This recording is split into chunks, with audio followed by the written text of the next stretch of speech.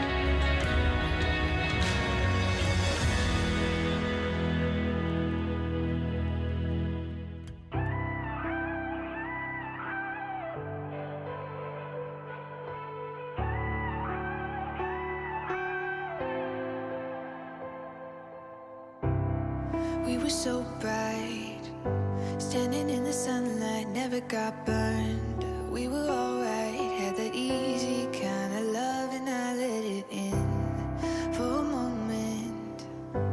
Felt like we were floating, baby, I swear we were golden. It was easy, natural as breathing air. And when the sky went dark, you think I would've known before we let it get this far. I should've let you go. Now I gotta crawl out of love. Now I gotta crawl out of love. It's so fucking easy to fall in, but now that this ain't what you promised, and tell me how to crawl out of love. Tell me how to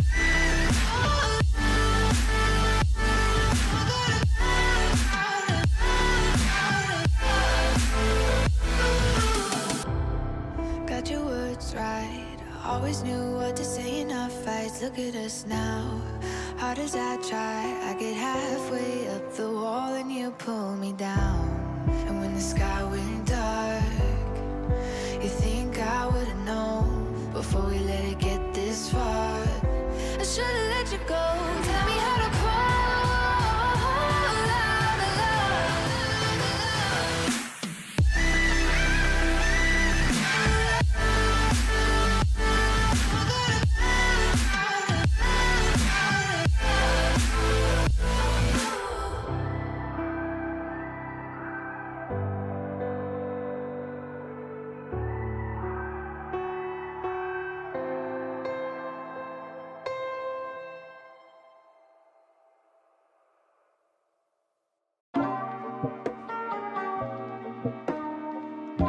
За яг өөртөө хормын сэтгэлгээ гэх юм бол ер нь бол хормын гэдэг хүн болгоны ялангуяа эмэгтэй хүн болгоны өөрсдийнх нь хүсэл дотроо нэг мөрөөдөж явдаг мөрөөдөл нь байдаг баг. Тэгэхээр яг өөрийнхөө хүссэн хэмжээнд хүснээрээ хайртай хүнтэйгээ хормын гэдэг бол сэтгэл мэдээж маш өндөр байгаа. Хормын дээр анхаарах зүйлс гэдэг юм бол мэдээж хормын деталь болгон аягүй чухал. Гэхдээ хормыг яг ингээд төлөвлөж эхлэхээр аягүй мэдэгдэх баг. Том big picture-нээс эхлэнэ гэдэг нь юу гэдгийг эхний ээлж нь хизээвэ хаана вэ гэдгээ эхлээ шийдчих юм бол дараа нь хэдэн хүн урах ямар хоолоор үйлчлэх юу өмсгүйгээ дараагийн асуудлыг шийдэх тухайд илүү хамгаалах баг. Тэгэхээр юу гэдэг нь төлөвлөгөө гаргаж явах үедээ ч юм уу эхлээд хамгийн том хамгийн чухал юмнасаа эхлээд доошоогоо тэгээд жижигрүүлээд бол илүү амар санагдсан. гэдэг юм бол мэдээж хурим хийж байгаа хүн болгон өөрсдийнхөө боломжоор хурмаа хийн. Тэрэнд заавал юу гэдгийг 20 саятай 30 саятай байж хурмаа хийн гэсэн бор бол байхгүй. Гэхдээ ер нь бол Монголд олж байгаа ихэнх хурмууд одоо судалгаа хийгээ явж байхад ч тий 15-аас 250 300 саяын хооронд байдаг юм байлээ. За тэгээд хаана хийж байгаа, хэдэн хүн урж байгаа гэдгээс хамаарат үнэн нас цаашаа хэлбэлцэлтэй байна. Санхүүгээ гэх юм бол битээр хоёр талынхаа эцэг ихтэй аль болох санхүүгийн хүндрэл учруулахгүй гэж их хичээсэн. Тэгэхээр нийт хурмын өртөг зардлын санхүүгийн 90 орчим 95 орчим өөртөөс гаргасан. Төлөвлөгөө за яг мэдээж би бол багаас л өөрөө хойрог бодож байгаа шүү дээ. Тэгээд 17 оны 2 сарын 14-нд битээр engaged буюу тавьчихсан. Тэгээд 19 оны 8 сарын 3-нд хурмаа хийсэн. Тэгэхээр 2 сар 6-7 сар орчим бол ерөнхийдөө толгой дотроо дүрслээд буулгаад явж исэн. Тэгээ яг үндсэн акшнд ороод хурмандаа яг аль биесээр бэлдээд газартаа одоо тэг гэрээ өдрөө хийгээ авсан. 6 сарын өмнөөс юм да. Тийм 2 сар 3 сараас яг тийм 6 сар бэлдсэн. Хөтлөгч бол мэдээж хурмын баг хурмаа хийж байгаа хоёр хүнээс хамгийн илүү чухал хүн хөтлөгч байсан. Яагаад гэх юм бол тайзан дээр бүхэл оройжонгоо 200-300 хүнийг хөгжөөж байгаа авч явж байгаа хүн маань хөтлөгч байгаа. За тэгээд хурман дээр бас ирж байгаа хүмүүсийн насны ерөнхийдөө рейнжийг харахад одоо бидний найзууд гэхээр 20 хэдэн 30 хэдэн насныхан ч юм уу те хамаатнууд гэхэд бол ингээд хүүхдүүдээс ахуулаад өвөө эмээ гэдэг 60-70 насны хүмүүс байгаа учраас бид хурмаа хоёр хэсэгт хуваасан. Эхний хэсэгт нь болохоор яг арай настай хүмүүстэй зориулсан юу гэдэг 40-с 50-аас дээснийхэн ч юм уу тийм хүмүүстэй зориулсан.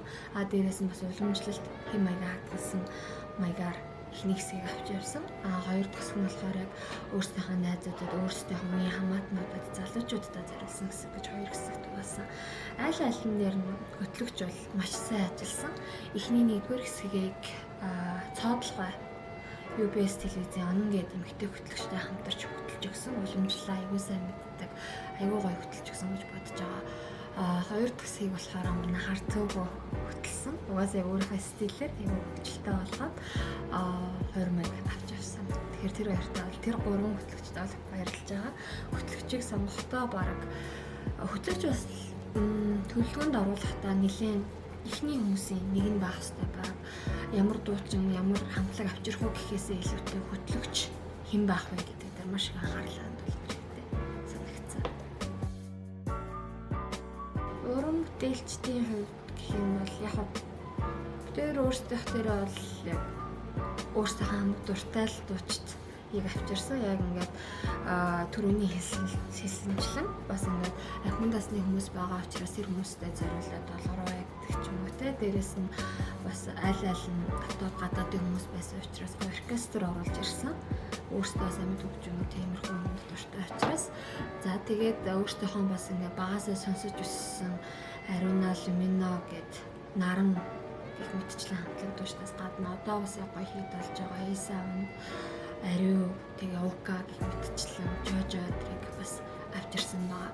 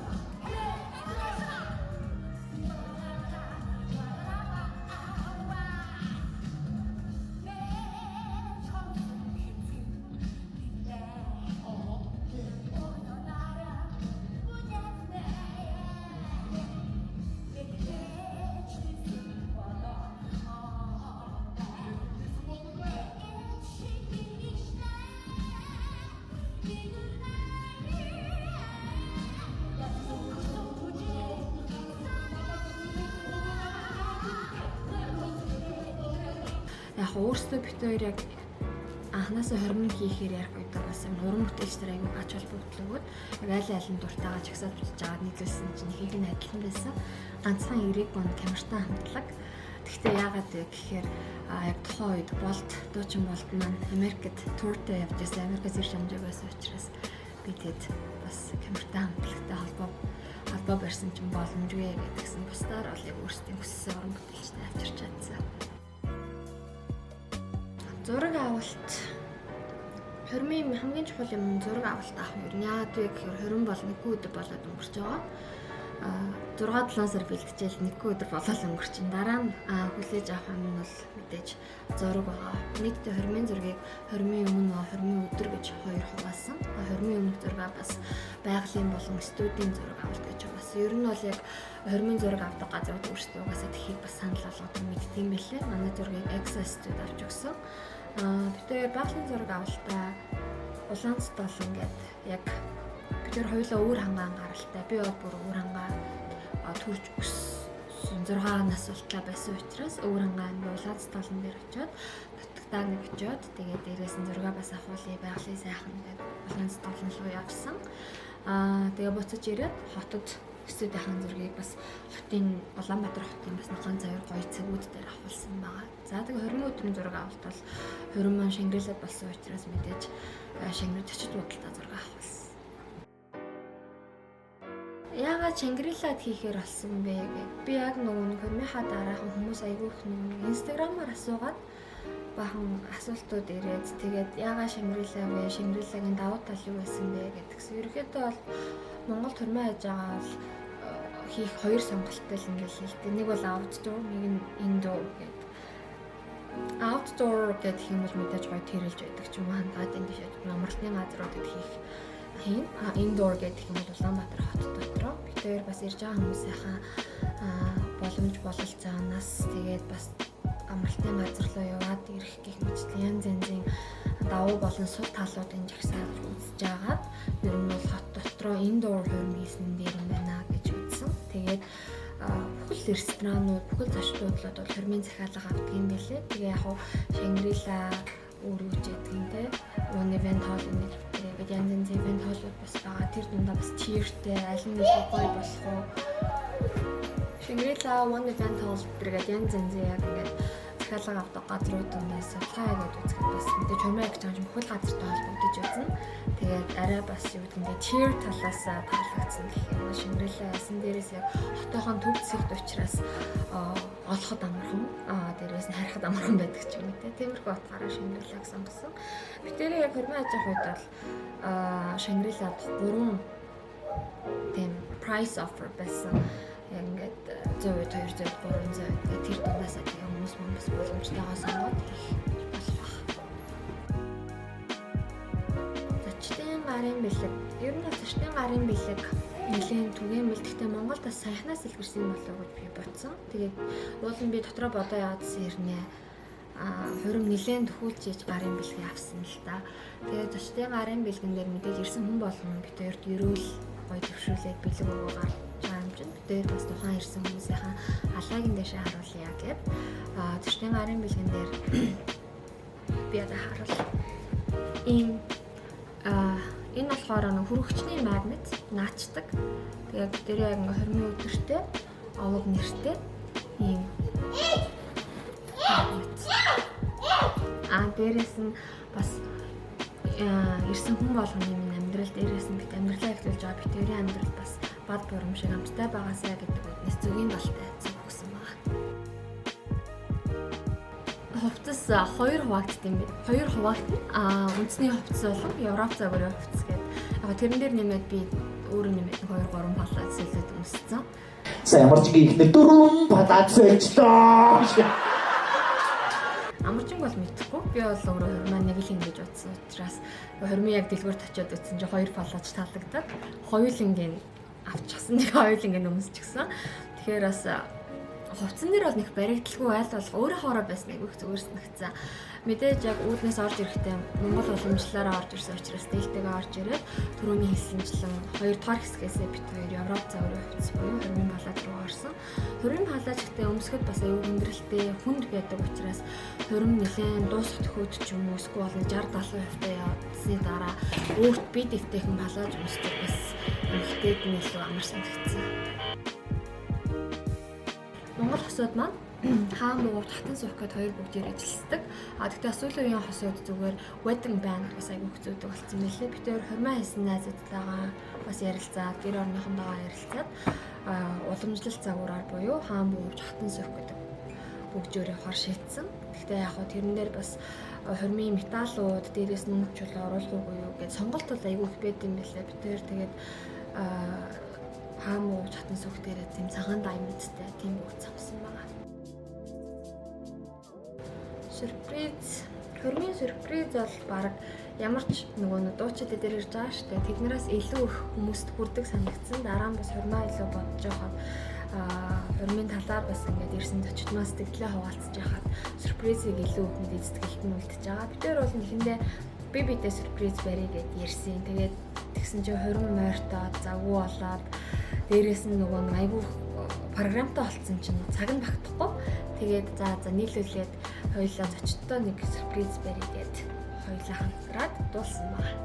Энэ бол өнөөдөр хоримдагч хосуудын маань сюрприз.